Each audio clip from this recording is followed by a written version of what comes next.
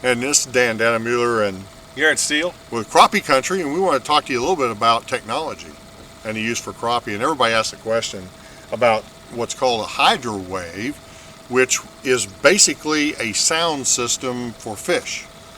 And that sound system for fish has recordings of shad, which is a major food of crappie, as we know, and in different stages or in different situations that the shad are active, or they're feeding, or they're alarmed, or they're really being attacked, and all those provoke fish that are predators like crappie and bass, catfish, to get, okay, it's time to eat. The dinner bell just sang. So what they do is they came out and taped all these different sounds with a diver in a tank, with the shad, introduced crappie in there, introduced bass in there, catfish, and did them separately, and then recorded the sounds that the crappie would make with it. And these sounds then were put out and tested through KVD. KVD was out there testing it in the trail for 2 years before they ever came out with units, and then they started giving more units out there to the world. And then all of a sudden they said, well, we need to look at crappie and catfish as well. So they started doing all the recordings. And now with the H2 Hydrowave, which and right KVD has its own model. It's called what is KVD. Kevin Van Dam. Gotcha. Kevin Van Dam is one of the major proponents of this, that he's used it for his success stories catching bass. Huh.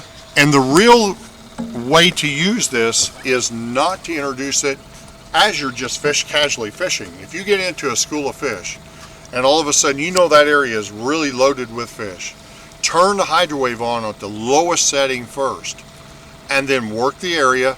And if you don't catch anything with the lower level, or if you caught one and you didn't catch any more, go to the next level. There are 6 levels on the Hydrowave that allow you to increase in intensity from the lowest level all the way up to the highest level of intensity, which means the fish are in a frenzy. They're being attacked. You know, they're being attacked by predators such as crappie, bass, etc. And when they're being attacked like that, then that provokes other fish to join in. If you've been out there and catching crappie, and all of a sudden you've been fishing, you haven't got any bites, they're looking at it, they're not really getting it, but yet they're down there and you know they're down there, go in and jig them and put the Hydrowave on and put it to the lowest level, and if you don't get any action, put it the next level up, keep intensifying until you get to that point. If they won't bite to the end, those fish are truly negative and they're not going to eat anyway.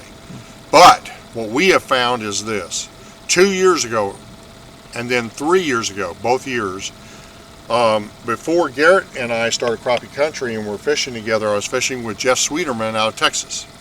He is also a proponent for Hydrowave in Texas for crappie fishing. And he's had success stories as well. Well, we talked to Kevin Van Dam about the proper use of the unit, and he gave us all of his knowledge as far as how to use the unit, when to use it, and everything. So we tried it. We were in a creek on this river for a tournament, and we had thunderstorms and rain. It was raining so hard in the morning we couldn't see, and the fish were biting. And we were catching 2-pound black crappie. And we needed a 7th one. We had 6, and we were down to that last 7th fish. There you go. And we needed another fish. And so we said, well, we know they're here. And the barometric pressure, the front came on top of us. The rains quit. The clouds were still up there. And we said, if we don't get this fish before too long, it's over, because the barometric pressure, blue skies were going to come out in the afternoon. It was going to be terrible. So we turned it on, and it's raining so hard, it came another wave of rain. We put our rain suits on. We couldn't hardly turn left or right to see anything. And we're going up to this creek, and we had it up to about mid-range on the level. And we had it on, and all of a sudden I heard this swish. I said, what is that swish? It turned out it was schools of shad. And it was late February, and these schools of shad were on top like it was summertime frenzy. They heard those noises and they all joined in because they thought their brothers were out there in a frenzy. And guess what? We came over our prime area for the crappie, and all of a sudden bass and crappie start coming up.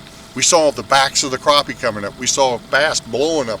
And mind you, the water temperature was 54 degrees.